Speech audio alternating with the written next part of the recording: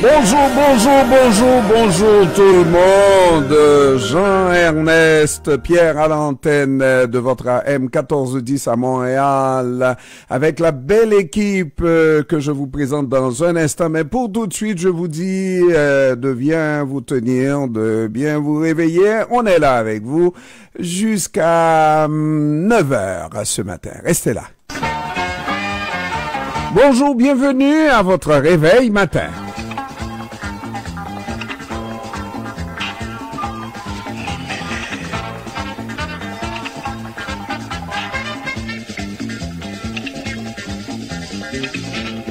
On est jeudi le 5 janvier 2023 et les jeudis, c'est l'animateur et Jean-Emmanuel Pierre, l'animateur qui est Jean-Emmanuel Pierre et Jean-Ernest de l'autre côté et Asma Heurtelou de l'autre côté. Alors jeudi 5 janvier 2023, ben c'est spécial. C'est Jean-Ernest qui remplace Jean-Emmanuel Pierre et Asma Heurtelou qui est de l'autre côté. Comment ça va, Madame Heurtelou? Ça va bien, merci. Et toi-même? Ouais, ça va bien. Alors, avant de commencer l'émission, je fais toujours une petite jazzette avec Madame Asma Heurtelou, savoir comment elle s'est réveillée, comment ça va, comment va la vie. Et puis ce matin, je lui ai dit, ah, tu pensais qu'on avait congé, qu'on aurait eu congé aujourd'hui. Asma Heurtelou, hein? C'est vrai, hein, Asma? Ben, non, pourquoi? Non, pourquoi? À cause de la tempête, verglas, tempête. Hein? On est au Québec. On est au Québec, oui, moi je suis d'accord avec ça.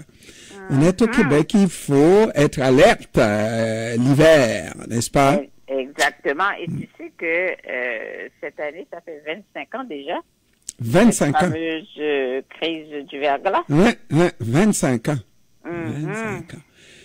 25 ans, ouais, c'était quelque chose. Je pense que je regardais quelques reportages là-dessus et je crois qu'Hydro-Québec croit qu'il a appris des leçons, mais n'est toujours pas prêt pour une deuxième. Non, on est jamais prêt pour... moi, je comprends un peu la problématique d'Hydro-Québec, un peu. Hein. C'est un pays très boisé. Le Québec est très boisé. Et puis, l'électricité va partout. Et puis, nous sommes encore en mode système, on dirait, aérien d'électricité qu'on transporte de manière aérienne. Et puis, les arbres, hein, c'est un véritable problème. Surtout lorsqu'on a du verglas, ça couche les arbres, ça déracine avec des tempêtes, même des arbres centenaires, de gros arbres. Et ça casse nos fils. Pour résoudre en partie le problème, il faudrait vraiment pouvoir enfouir les fils sous terre, mais ça coûterait une beurrée plus une autre beurrée. Ben, ça coûterait une beurrée. Actuellement, ça coûte pas une beurrée. Mais ça coûterait encore plus cher. Ah ben là, regarde, c'est un investissement, ça serait un investissement. Bon, est-ce qu'on est prêt à investir des milliards, des milliards, beaucoup de milliards à faire ça? Pas sûr. Pas sûr. Et il l'aurait déjà fait. Certainement qu'il l'aurait déjà fait. Ah ben là, il l'aurait déjà fait. Je sais pas. Ils ne veulent jamais admettre. Chaque fois que j'ai l'occasion de parler à un responsable d'Hydro, je leur dis que on n'est jamais revenu de la situation d'avant, la fiabilité d'avant le verglas d'il y a 25 ans. On ne veut jamais l'accepter avec moi, me disant qu'au contraire, on est encore plus fiable, patati et patata, c'est bla bla bla bla. Pour moi, c'est du bla bla. C'est vrai, c'est vrai. Une petite pluie et puis là, tu te poses la question, est-ce que je vais manquer d'électricité? Imagine-toi, hier soir, il n'y avait pas grand-chose, hein? Il y avait une panne d'électricité à La Prairie. À La Prairie, que tu connais bien, hein? Bien, très bien. Qui t'intéresse bien, bien propre. Je dis, ça est venu à la maison, maman, j'ai pas d'électricité. Voilà. OK. Une petite pluie. Le verglas n'avait même pas commencé encore, là. Fait que la fiabilité dans le temps, moi, quand je venais d'arriver au Québec, c'était mais très rare une panne d'électricité. Alors, on va essayer de m'expliquer que il y a 40 ans, la population n'était pas aussi, en tout cas les consommateurs n'étaient pas aussi nombreux. C'est vrai que le Québec s'est élargi, mais c'est vrai aussi qu'on vend de l'électricité de plus en plus aux États-Unis. Voilà. Alors, faut dire les vraies affaires. Et on fait encore des démarches pour en vendre plus encore aux États-Unis. C'est faux, alors que ta population n'est pas nécessairement bien servie. Il y a un pensez-y bien là-dedans, et puis il va falloir que les gens regardent ça et questionnent le gouvernement là-dessus. Mais Enfin. Le gouvernement a les deux mains sur le volant, c'est ancien. Et là, si tu parles de deux mains, tu te trompes. Il y a plus de pieds. 3 mains et 3 pieds. 3 mains et 3 pieds. 3 mains sur le volant. Asma, on va faire le tour à la circulation et on revient avec une petite réflexion quand même, hein, n'est-ce pas? D'accord. Si tu permets, on essaye de voir si ça va fonctionner. Ah non, pas le bon. On va dire que ça fonctionne. Non, ça c'est... Ça c'est l'ancien. Ah oui, non, puis c'est billet de retour. C'est billet de retour, ça. C'est billet de retour, hein? Non, ça c'est bien. En tout cas. Moi, ce que j'ai à vous dire ce matin, c'est soyez prudents, très prudents, parce que c'est glissant par endroits, mais très glissant. Et surtout, nettoyez votre véhicule. Merci par les deux approches, vous êtes au ralenti. Champlain, sur la 10-Ouest, il y a une sortie de route après la pesée routière. La 132 Est également, il y a une sortie de route pour atteindre le pont. Bonaventure, Victoria, Jacques-Cartier, La Fontaine, ça va, mais vous êtes au ralenti, puis c'est correct. La Fontaine vers le sud, ralentissement depuis Souligny. La 30 Est, mise en portefeuille à la hauteur de Montarville à gauche. La métropolitaine vers l'ouest, après vue, il y a une panne à droite. L'autoroute des Laurentides, la 13, les ponts de Laval vont bien. La 20 dans les deux directions, Descaries dans les deux directions, allez-y, ça roule au ralenti. 514 790 27 26. Et puis on peut y aller du même souffle pour la météo. Alors, c'est de la pluie verglaçante ce matin, 0-6. Nuageux avec averse de neige en après-midi, 0-4. Nuageux avec quelques flocons en soirée, -3, -6. Et nuageux avec des éclaircies au cours de la nuit, -4, -7. Le soleil qui va nous arriver, disons, à 7h34 pour se retirer à 16h25. Présentement, il fait -3, mais vous ressentez -11 sur votre petit topo. Voilà. Ouais. -11. C'est pas chose. Est-ce que ça se rapproche un peu des normales saisonnières, -11? Un peu, oui. Ben, un peu, oui. On est dans les normales de saison, là. Ah, -11. Bon. Mais on trouve ça froid. On trouve ça. Mais toi, tu trouves ça froid. Toi, tu ne trouves pas ça froid, toi? Pour quelques minutes à l'extérieur, quand on va prendre l'autobus, oui, il faut pas se le cacher. Mais pour quelqu'un qui saute dans son auto, pas si froid que ça. Parce que des fois, ce matin, j'ai eu le temps de gratter comme il faut, là. Parce qu'il faut se donner du temps pour gratter. Donc, il faisait vraiment pas froid. Ah ben, ouais. Moi, je trouve ça froid. Asma Heurteloup. Oui, c'est moi. Un dossier qui retient l'attention dans l'actualité haïtienne.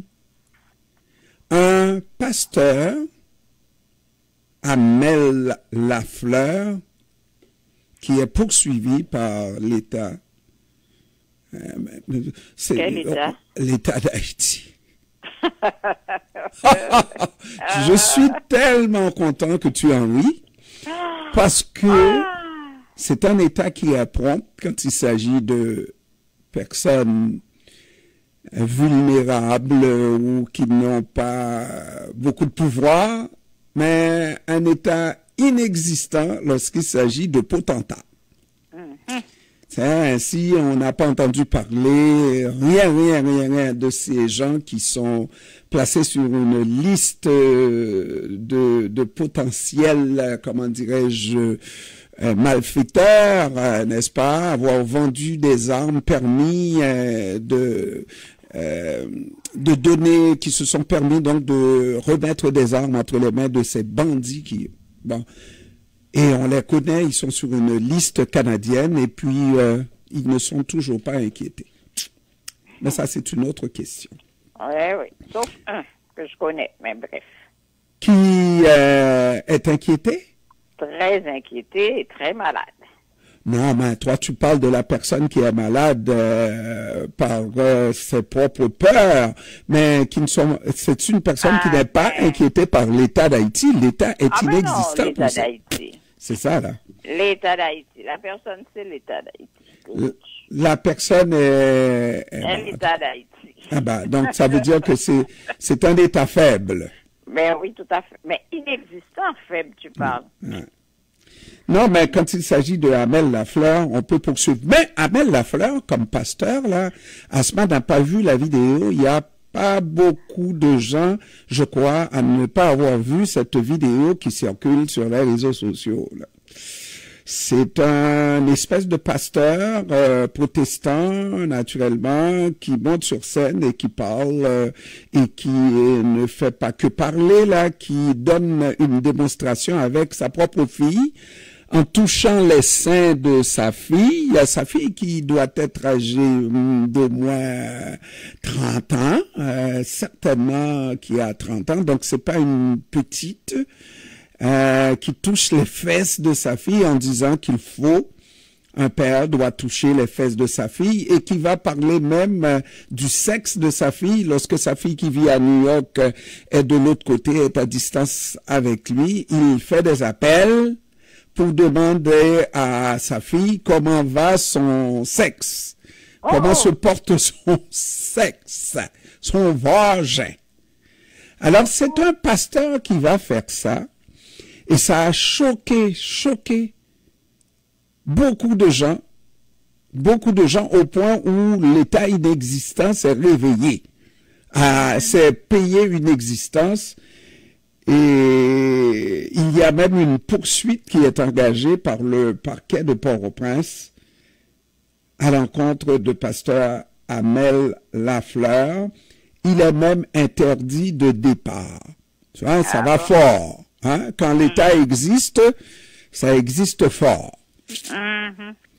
Mais moi, je suis aussi choqué. Certainement pas pour ce qui choque un peu tout le monde. C'est vrai que la morale interdit toute relation entre un père et sa fille, ou son fils, sa mère, une mère et son fils, etc., etc. Hein. Il y a différentes formes que peut prendre la chose. Par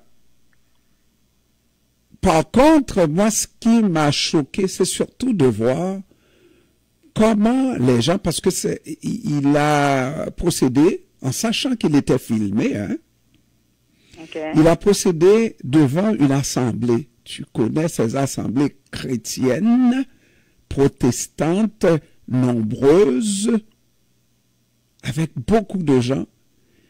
Et tout le monde, en tout cas, de ce que j'ai vu, moi, il n'y a personne qui s'est senti offusqué par les gestes du pasteur. Et le pasteur va aller encore plus loin, là, en faisant une démonstration, en demandant à sa fille de s'asseoir sur lui à califourchon, c'est ce qu'on dit. et en disant qu'il faut faire toucher les deux appareils. Ça, c'est aller très...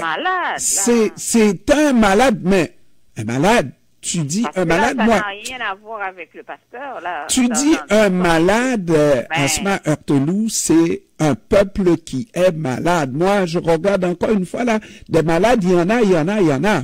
Mais quand tu es malade, tu vas te faire traiter. Tu ne viens pas dans une assemblée où tu as des adeptes et des gens qui rient, qui participent et qui trouvent ça drôle. Asma Heurteloup, c'est ça ton peuple. Comment l'Assemblée a trouvé ça drôle? Je comprends pas, là. Ben, parce qu'elle n'a pas réagi. Sa réaction, c'était de rire et de trouver ça drôle. Et tu dois regarder la chose et de dire, c'est ça mon peuple d'Haïti d'aujourd'hui, là. En tout cas, c'est un échantillon. Je veux pas dire c'est tout le peuple parce que je fais partie du peuple et je suis choqué et de voir seulement le comportement de ce peuple. Le comportement de ces gens qui se laissent berner, qui se laissent dire n'importe quoi, puisque c'est des chrétiens, il y a un pasteur qui sort de son champ, de parler de Dieu et de Jésus-Christ et de bondieuserie. Eh ben, on est très content de ça. Et on en rit. Asma Heurteloup, moi, ça me rappelle, quand je te dis qu'un peuple fonctionne suivant un certain schéma, suivant une certaine ligne, la ligne peut être brisée, la ligne peut être courbe, mais c'est une ligne quand même.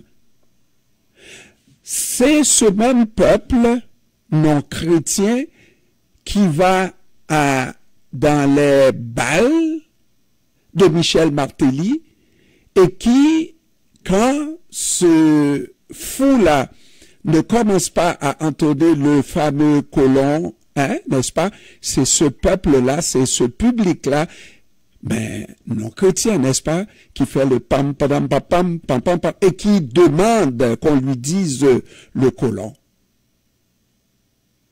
Tu comprends ça? Bon, est-ce que je comprends ça? Je comprends pas ça. Bah, tu comprends, mais tu comprends ma logique. Que tu ailles dans le monde non chrétien, païen, qu'on dit, hein?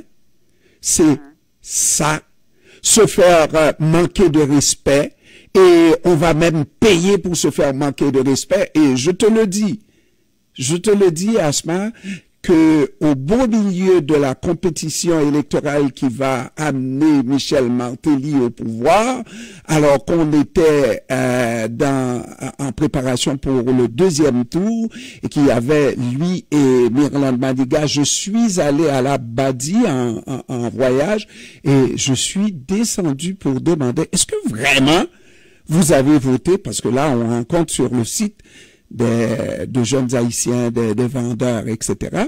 On dit oui, nous avons voté pour notre petit vagabond. C'est le peuple haïtien d'aujourd'hui, des années 2000, 2020, c'est le peuple d'Haïti qui accepte n'importe quoi qu'on lui dise, qu'on soit à l'église avec le pasteur Lafleur, qu'on soit dans un bal avec Michel Martelly, on se fait manquer de respect et puis on trouve ça drôle.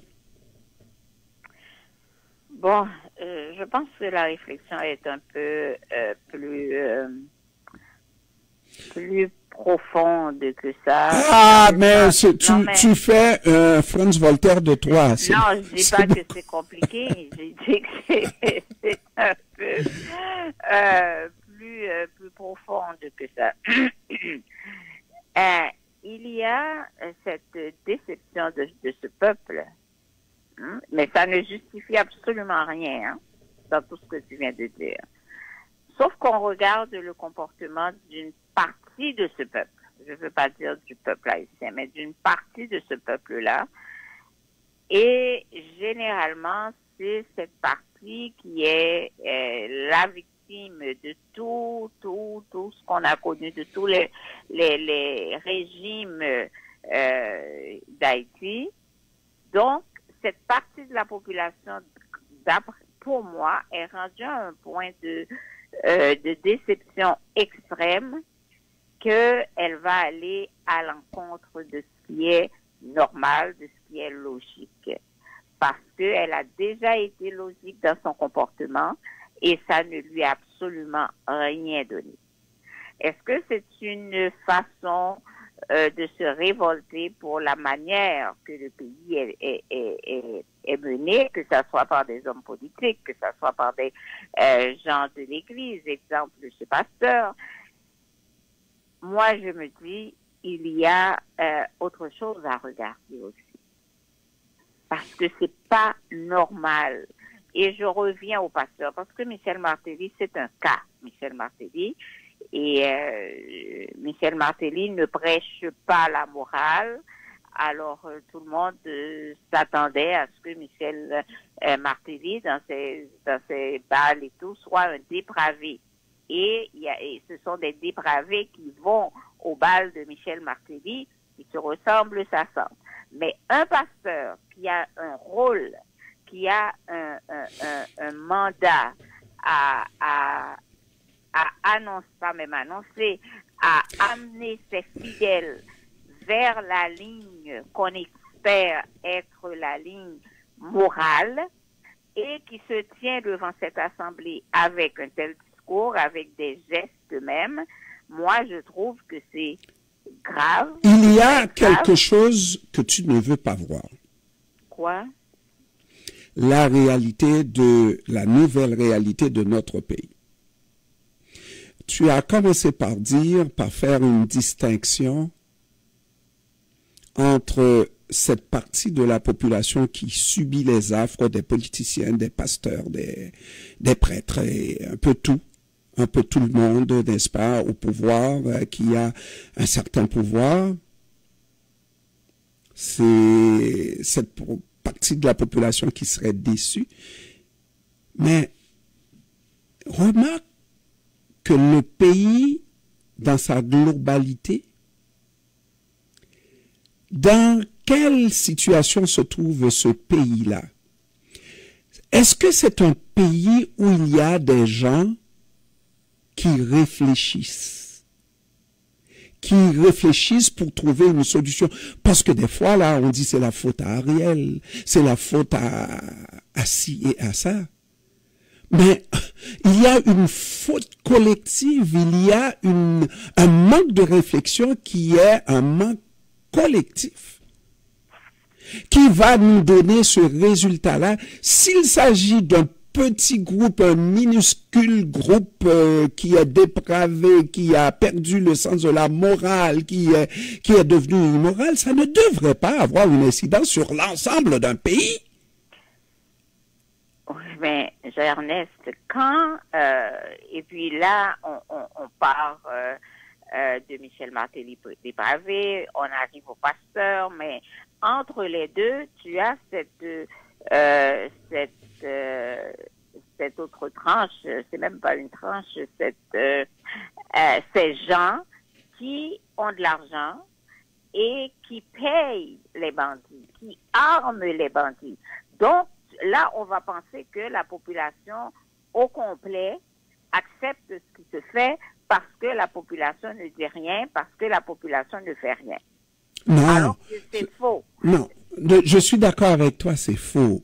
Mais la population, c'est cette même population qui, en 91, parce que ça n'a pas commencé hier, là, sous Martelly, en 91, il y avait des bandits qui tentaient de chasser les gens, qui tentaient de faire du banditisme. Ils ont été mis hors d'état de nuire par cette population. Alors, lorsqu'on a un problème, on n'appelle pas nécessairement le voisin à venir résoudre notre problème à la maison. On fait face à la musique avec les moyens à notre disposition. Aujourd'hui, cette population fuit.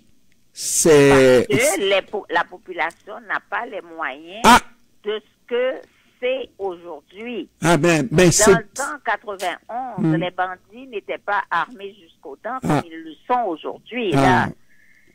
Mais c'est peut-être une raison. Mais est-ce que, si on fait la logique, Si on remonte et qu'on ne veut vraiment pas voir la réalité, est-ce qu'on a aujourd'hui les Haïtiens de 1804? C'est non. Des gens qui étaient prêts à mourir pour leur pays, aujourd'hui, on n'a pas ça. C'est du sauve qui peut. Quand tu regardes les gens de 91, ces gens-là étaient différents, étaient prêts à mourir pour avoir un pays propre, étaient prêts à nettoyer leur coin d'habitation pour faire de Port-au-Prince, en tout cas les clans, étaient prêts à faire tous ces sacrifices-là. Aujourd'hui, non, on contribue à salir et on vit dans la merde. C'est un problème qui est complexe. Quand on prend, moi je compare, je regarde la déliquescence dans les médias à ce moment. Lorsqu'on me dit, ah, mais, ça c'est une partie de la population, mais les médias, ben, il y a des médias ci, des médias ça. Mais regarde là, ce qu'ils sont devenus. C'est des médias partout et on dit n'importe quoi et on publie n'importe quoi. Et c'est une déliquescence qui est palpable. Une chute palpable à Saint-Barthélemy, tellement la chute là, que lorsque tu écoutes la radio qui est devenue la radio numéro 1 en Haïti, c'est Radio Caraïbe. Radio Caraïbe. Et je ne le dis pas fort. Parce que de mon temps à Saint-Barthélemy, lorsqu'on parlait de Radio Caraïbe, c'était qu'il fallait entendre que Asmer Artelou qui venait de la campagne était perdu. Voilà. Il fallait. C'est même pas plus que ça. Aujourd'hui, c'est la radio numéro 1 et qui fait des reportages de matchs avec des MER. Est-ce que j'ai un problème à ce que la radio qui fut cette radio d'à peu près de bas niveau si on veut évolue et puis aujourd'hui mais quelle évolution quand tu oui je suis d'accord la radio qui était numéro dernier là pourrait devenir la radio numéro 1 mais qu'est-ce que ça fait comme programme, qu'est-ce que ça nous dit, qu'est-ce que ça nous donne et les gens, malgré que moi j'ai déjà entendu des reportages qu'on m'a imposés ici à la radio, n'est-ce pas? Et lorsqu'on entend ça, c'est de la MERD. C'est n'importe quoi. Et le peuple aime ça. Alors, je compare tout ça, un public qui prend plaisir à entendre, regarde Asmer Artelou, qu'est-ce que Asmer Artelou fait? Qui n'a rien à voir avec le match, là. Tu n'as jamais entendu ça. Moi, j'ai déjà entendu, ok? N'a rien à voir avec le match, et les gens en rient. Ils prennent plaisir. Et je ne citerai pas un nom d'ici, qui a déjà mis les images, les images de la télévision et qui écoutait Radio Caraïbe avec cette chose-là. Et quand moi, j'ai déjà eu Dadou, Grégui, Jean-Claude Sanon, eh ben, peut-être que je rêve d'un autre temps, je ne suis plus l'homme de mon temps, mais est-ce qu'on peut de temps en temps juger la chute que prend ce pays-là à tous les niveaux et comprendre que ce qui nous arrive à Asmer Artelou, c'est pas l'affaire des autres, c'est pas la faute des autres, c'est notre irresponsabilité qui nous amène à cela. Imagine que aujourd'hui on ne fait que prier dans ce pays. Combien de fois j'ai dit, et je crois, que de trop prier, on peut tuer les effets de la prière. Eh bien, voilà, ces gens-là que j'ai vus dans cette assemblée, et beaucoup d'Haïtiens qui vont prier 3 fois par jour et pendant des heures et des heures, eh bien, ces gens-là en viennent à accepter ça. Comme bondieuserie, comme c'est un homme de pouvoir qui te le dit, puisque c'est un homme de pouvoir dans une assemblée, eh ben, tu avales tout ça et puis voilà. Mais avaler, c'est une chose, mais c'est le répéter. Mais parce que ça vient de ton pasteur, ça vient de l'homme de Dieu, ça vient. Mais il faut dire aussi, la population protestante, et puis là, je risque de me faire, enfin bref, là, a toujours été une population pendue aux lèvres de son pasteur. Et naturellement, les pasteurs, dans le temps, n'avaient pas la tenue de ce monsieur-là, que je n'ose pas appeler pasteur, mais de ce monsieur-là. Donc, n'avaient pas de tels discours. Mais sauf que la communauté protestante est une communauté qui a toujours cru fermement à la parole de son pasteur. Peu importe. Mais on va voir des pasteurs qui vont arriver et puis en se basant sur la Bible, sur des passages et tout pour amadouer son assemblée. Exemple, dans le dossier de la dîme, les pasteurs vont interpréter cette dîme-là à leur façon pour que les fidèles leur apportent leur salaire. Mais maintenant, qu'un pasteur arrive à être pasteur et ait une telle attitude lors d'une assemblée et que l'assemblée ne réagit pas, moi je trouve que ça va trop loin. Alors, Asma Heurtelou, je ne parle même pas du pasteur. Ça va trop loin pour la... Oui. Asma, je ne veux pas ouvrir cette brèche, mais je ne veux pas non plus pointer uniquement du doigt le monde protestant. C'est arrivé avec le monde protestant, mais ici aussi. Et c'était pas le monde protestant, c'était le monde catholique. Les curés ont beaucoup fait et ont beaucoup d'effets dans la société québécoise, au point où cette religion catholique connaît une débâcle ces jours-ci au Québec.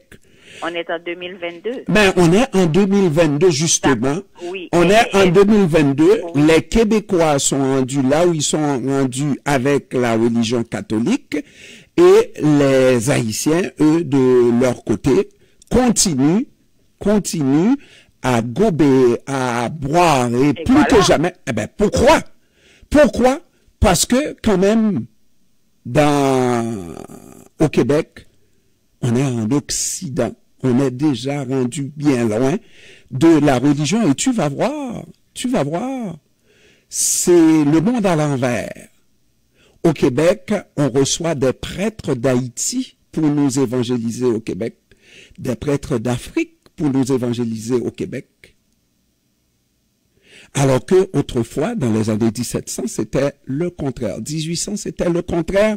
C'était des Français qui allaient nous évangéliser, nous civiliser. C'est que il fallait prendre et voler la richesse de ces pays, de ces colonies-là. Et maintenant qu'on a volé toute cette richesse, on ne prie plus en Occident. On prie très peu en Occident, on est riche. Mais dans les pays pauvres comme Haïti, on est à la recherche de quelque chose, on a besoin d'espoir, on prie beaucoup, et beaucoup trop.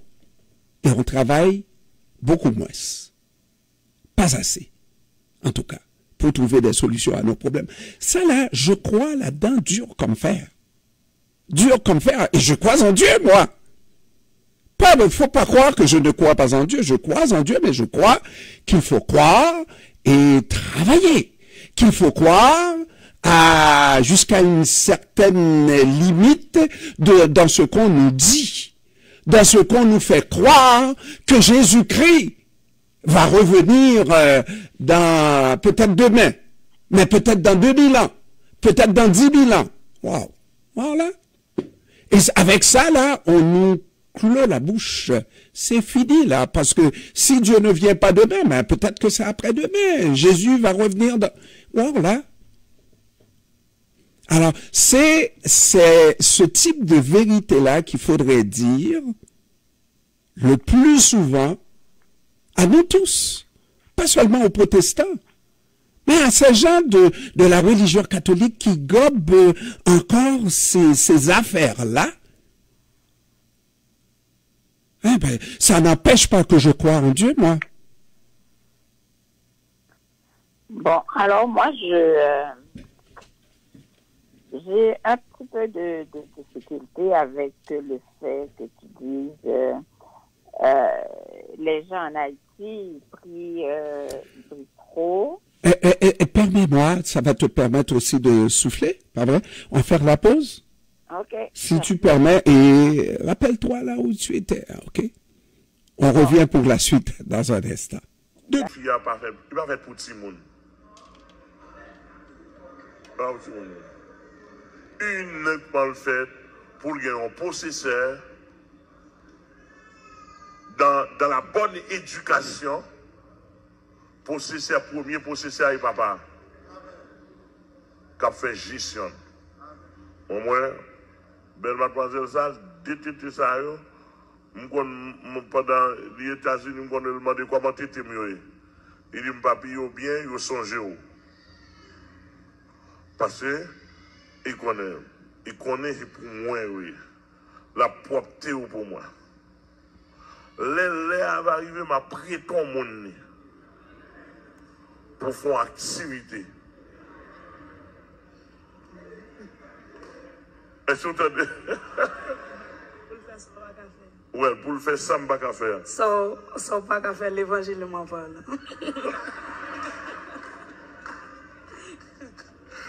Vous entendez? Je l'avais dit que, mais immédiatement, je suis marié, Breton Mouni, il n'est pas pour lui encore. Il n'a pas de jambe possesseur. Il était un porteur. Immédiatement, je ça ne va pas faire, ça ne va pas doué faire, ça la nature, bib, pas de droit pour me faire. Quand je cherche un bon frère, je fais travail là pour moi.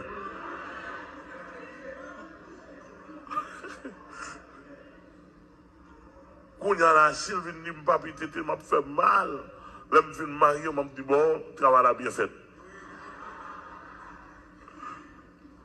C'est pour le travail tété pour bal forme. Et par contre avec les positions croisées. Montez nos positions croisées.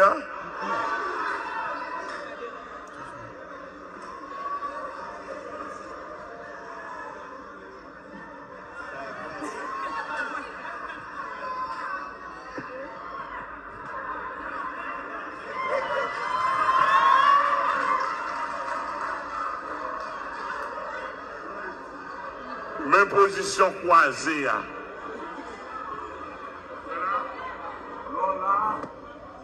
Ou bien ça. Ou bien ça. Et puis deux appareils rencontrés ensemble. Ou bien ça. Bah, sérieux.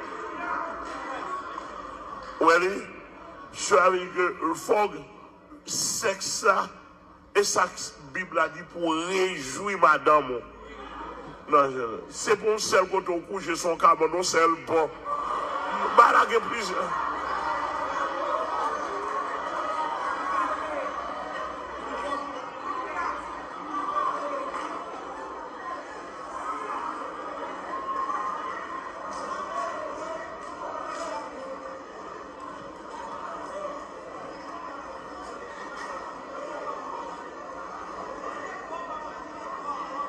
Oui.